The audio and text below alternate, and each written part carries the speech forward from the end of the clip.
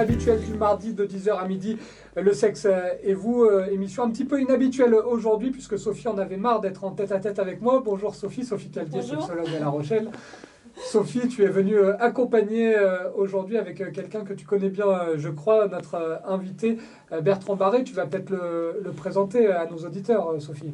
Ouais, sinon je laisserai faire. C'est un coach en relations intimes. On a fait notre formation en sexothérapie ensemble. Et puis quoi d'autre je te laisse te présenter, Bertrand. Bonjour Bertrand. Bonjour.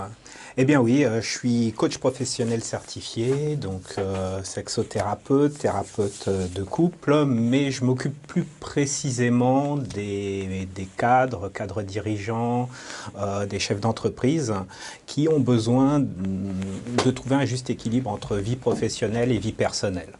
On en parle souvent dans cette émission, c'est quand même très compliqué. Du coup, on a choisi aujourd'hui d'aborder ce thème, juste équilibre entre vie privée et vie professionnelle. Pas forcément évident de trouver cet équilibre. Ça peut poser des problèmes également dans votre sexualité. Voilà pourquoi Sophie voulait aborder ce thème aujourd'hui. N'hésitez pas à poser vos questions, on les attend. Pour l'instant, pas grand-chose, hein. Sophie, on n'a pas été trop gâtés cette semaine. On rappelle le principe de l'émission, la dernière demi-heure, 11h30 midi, consacrée aux questions des auditeurs. Vous pouvez aller sur la page Facebook de Na Radio, nous laisser un message en privé si vous êtes un petit peu pudique ou sur le post de l'émission. Et puis vous pouvez aussi utiliser Twitter avec le hashtag Na Radio. On a déjà des questions de Béa, de Lucie, de Marc, de Lilou, de Martine ou encore d'Anthony. On y répondra en toute fin d'émission. On va commencer avec Sophie et Bertrand à aborder ce thème de l'équilibre entre vie privée et vie professionnelle.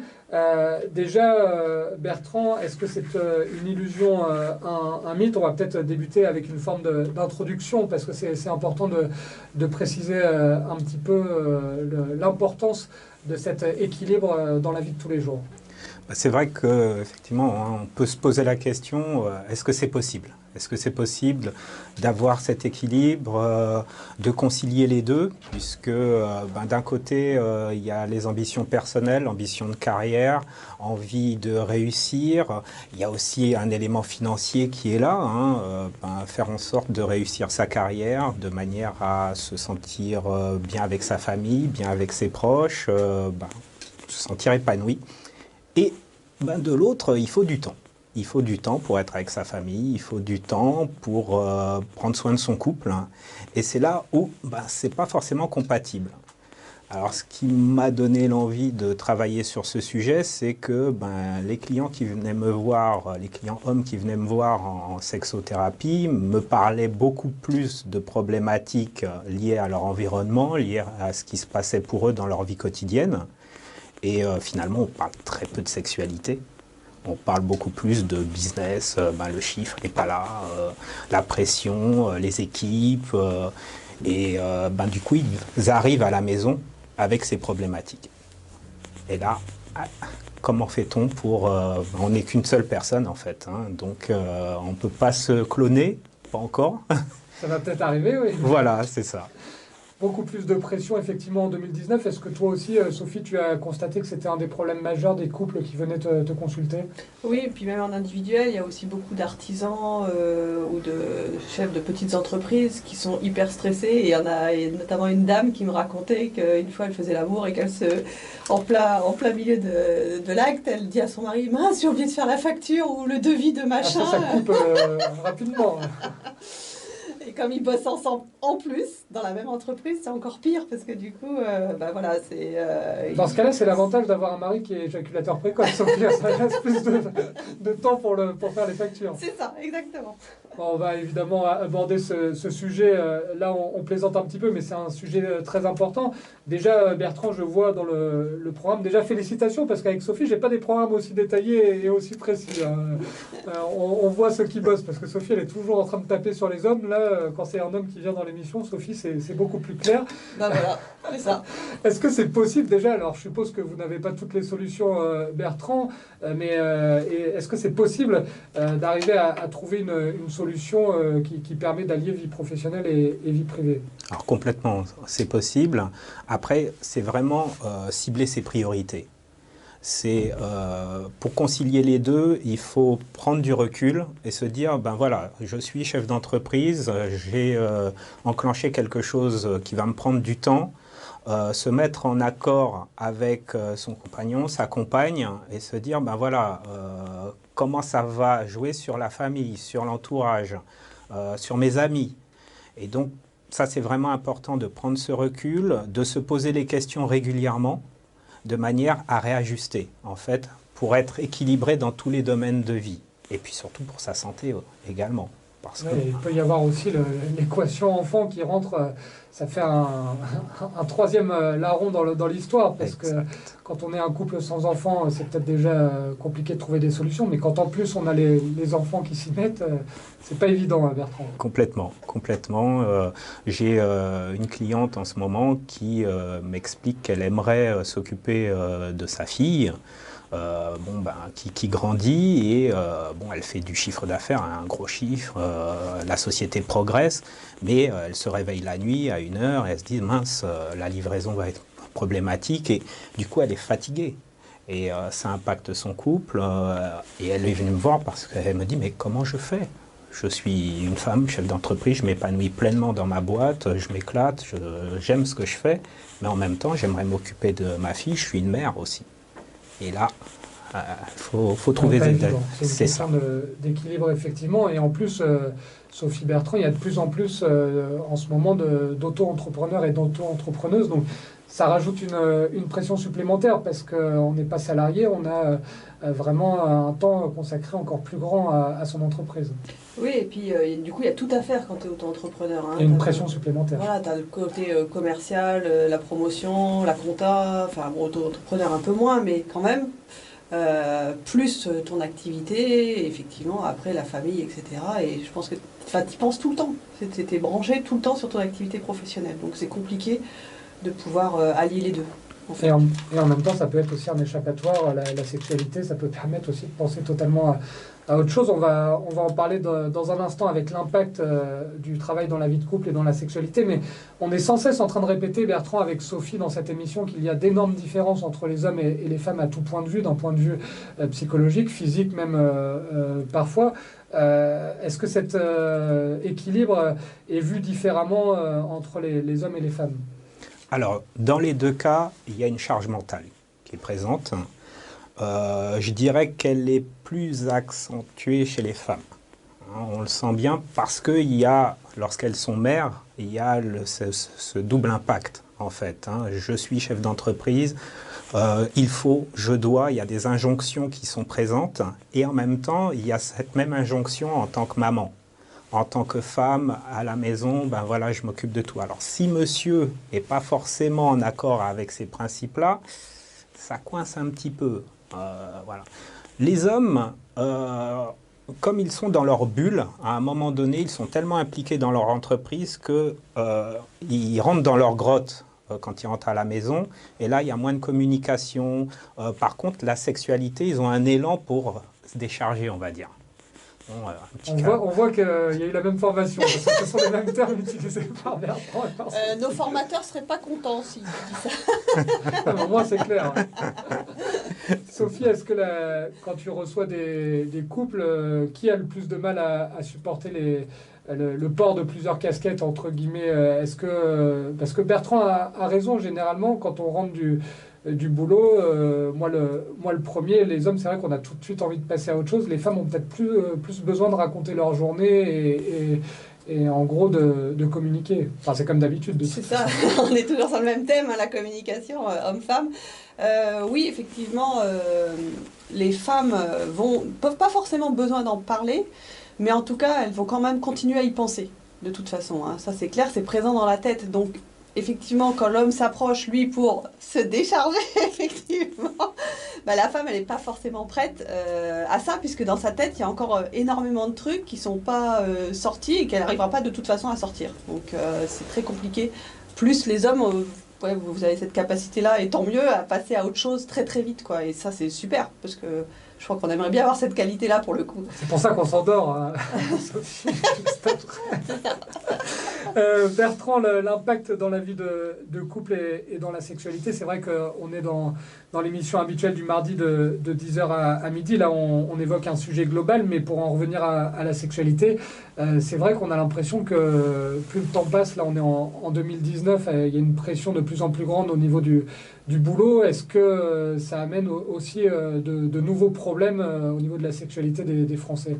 Ah bah, complètement. En fait, je reçois majoritairement des hommes par rapport à des problèmes d'érection, d'éjaculation précoce, prématurée, pardon, et puis comment durer plus longtemps.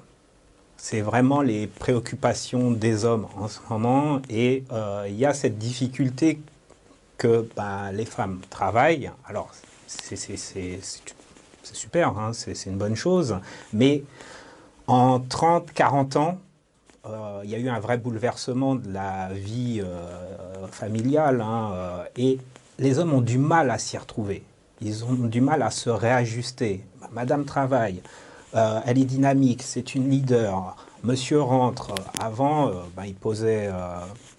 il se posait, il s'asseyait à table et il attendait de manger. Mais là, c'est plus ça. C'est qu'est-ce que tu fais? Il faut que tu t'impliques également. Et puis le câlin, c'est pas tout de suite. Moi, j'ai ça à faire, j'ai ça à faire. Et donc, les hommes qui viennent me voir, ils savent plus. Ils sont perturbés. Donc, ça crée des troubles. L'érection, je comprends pas, je n'y arrive plus. Ce qui était naturel, fluide, ça ne marche pas. Là, il y a vraiment des questions, mais ça, c'est lié au stress, la pression du travail. Je rentre, j'essaye de faire un câlin, mais elle n'est pas ouverte à ça. Comment je fais? Je me fais rejeter. C'est difficile pour moi. Je ne sais plus comment faire. Et plus ça va, Sophie, plus les femmes, en plus, ont une pression supplémentaire. On a l'impression que les femmes sont obligées aussi, dans leur vie professionnelle, de montrer 10 fois plus. On n'a pas encore avancé aussi vite qu'on le voudrait à ce niveau-là. Il y a aussi le côté, une femme peut tomber enceinte à tout moment, donc j'ai besoin de prouver encore plus que je mérite ma place dans la société. Ouais, il y a du coup plus de contraintes de performance partout, aussi bien, on le mettait avant chez les hommes, maintenant il y a chez les femmes cette contrainte de performance, aussi bien dans la sexualité que dans l'entreprise, où il faut qu'elles prouvent que les compétences sont égales et que effectivement elle est complètement disponible. Donc il y a des fois des débordements horaires qu'il n'y avait pas forcément avant, qui impactent la vie privée, du coup, la vie personnelle, la vie familiale, puisque les enfants, du coup, on va les chercher plus tard et que ça peut être aussi compliqué, ils sont plus fatigués, donc l'ambiance, elle n'est pas forcément toujours super à la maison. Alors Bertrand parlait de la pression qui amène des troubles psychologiques, donc forcément chez les hommes ça se matérialise assez facilement. Sophie, ce sont des troubles la plupart du temps de l'érection notamment. Chez la femme, ça se manifeste comment? Une trop grosse pression au travail? Alors il va y avoir la fatigue mentale, la fameuse charge mentale, et du coup une perte de libido, tout simplement. Il n'y aura plus de désir. Ça va faire l'amour, ça va devenir en bas de la liste. En fait, ça va être la dernière chose que les femmes ont envie de faire. Alors que quand elles le font, elles se rendent compte que ça leur fait super du bien, que ça leur vide la tête justement, et que elles se relâchent plus facilement. Donc du coup, elles vont perdre cette libido au détriment du coup de leur couple et de la communication dans le couple, puisque quand on fait plus l'amour, du coup forcément aussi c'est plus tendu. Donc certes, les hommes ont besoin de se décharger tout court, les femmes se décharger l'esprit. Voilà, c'est ça. C'est pas au même niveau dans le corps, c'est tout. On n'a pas évoqué le sujet d'ailleurs, Bertrand, Sophie, mais quand on est sexologue pour Sophie, sexothérapeute pour Bertrand, est-ce que c'est évident que quand on est Bertrand, on reçoit plus d'hommes, quand on est Sophie, plus de femmes en individuel? C'est plus facile pour un homme d'aller voir un autre homme pour parler de ces sujets de sexualité, Bertrand? Alors oui, c'est l'avantage. J'ai remarqué qu'effectivement, un homme était plus à l'aise à parler de sexualité. D'ailleurs, je les détends. Hein. Je leur dis, on est entre nous, allez-y, lâchez-vous, parlez simplement. Et effectivement, au fur et à mesure, le lien se fait et ils sont beaucoup plus à l'aise. Par contre, les hommes, avant de venir vers un thérapeute, il faut du temps. Il faut beaucoup de temps parce que il y a beaucoup de fierté. Et puis, qu'est-ce qu'il va me dire? Qu'est-ce qu'il va m'apporter? Que j'ai plus d'érection. Ils attendent parfois 1 an. Ouais. un an pour se dire, mince, je vais aller voir quelqu'un. Ils ne vont pas voir forcément leur médecin traitant d'ailleurs, ce qui est dommage. Oui, parce qu'en plus, même entre amis, les hommes, il y a toujours une certaine pudeur et c'est compliqué de parler. Donc, je pense que pour aller voir un professionnel, c'est vraiment une démarche qui doit être difficile à prendre. Ah oui, c'est vraiment aux dernières minutes. C'est vraiment à la dernière minute. C'est je peux plus parce que si je ne viens pas vous voir et si vous ne me trouvez pas une solution, eh bien, mon couple va exploser ou la personne que je viens de rencontrer ne va pas rester. Et un an, c'est pas déjà trop tard Ça va dépendre. Ça va Sophie dépendre. fait des gros yeux. D'ailleurs, Sophie, ils sont comment les hommes quand ils viennent te voir dans ton cabinet je suppose que ça ne doit pas être naturel les premières secondes. Alors, soit ils viennent effectivement rarement, mais tout seuls, mais rarement. Mais du coup, ils ne restent pas forcément sur des consultations en individuel, parce qu'effectivement, ils ont l'impression que je ne peux pas leur apporter forcément de solution, à part s'il y a à nouveau une mauvaise communication avec leur femme, et que là, du coup, je peux leur apporter un éclairage sur comment ça fonctionne une femme. Donc là, ils restent. Mais après, pour les solutions sur la dysfonction érectile, éjaculation rapide ou précoce, c'est plus compliqué pour eux de rester parce que moi, j'ai pas forcément le mode d'emploi. Donc là, tu les envoies vers Bertrand, par exemple. Quand il viendra à La Rochelle, oui, peut-être. Ouais. Et par contre, en couple, ils sont pas forcément... C'est pas eux qui sont demandeurs, souvent c'est leur femme. Et là, ils se mettent assez rapidement à l'aise parce qu'ils voient en fait que je prends pas parti. Quand on est thérapeute de couple, en fait, on est thérapeute du couple. On ne va pas être thérapeute de madame ou de monsieur. Donc, ils voient qu'effectivement, il y a un équilibre dans les réponses qu'on fait, dans les conseils qu'on donne, dans la manière dont ils communiquent. On pointe des deux côtés quand ça ne va pas. Donc, du coup, ils sont rapidement à l'aise et les couples restent quelques séances quand même. Ouais, parce que souvent, je suppose qu'il y en a un des deux qui vient, que ce soit chez vous, Bertrand, ou chez toi, Sophie, il y en a un des deux qui vient avec... entre guillemets, dans l'esprit que c'est de la faute de l'autre. Tout le temps. Tout le temps, ouais. Tout le temps. Les hommes ont du mal à se dire, mince, qu'est-ce que j'ai fait pour que ça ne fonctionne pas ? Ils arrivent, ils constatent, mais ils ne se posent pas la question, qu'est-ce que je peux faire pour changer les choses ? Ils veulent la pilule. Ils veulent la pilule magique qui leur permettrait de retrouver une érection ou leur permettrait de tenir 45 minutes.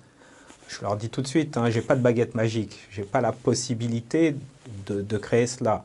Mais par contre, voilà, avec des exercices, avec du sport déjà, reprendre le sport, une activité physique, se détendre, prendre du recul, c'est possible de retrouver une libido classique.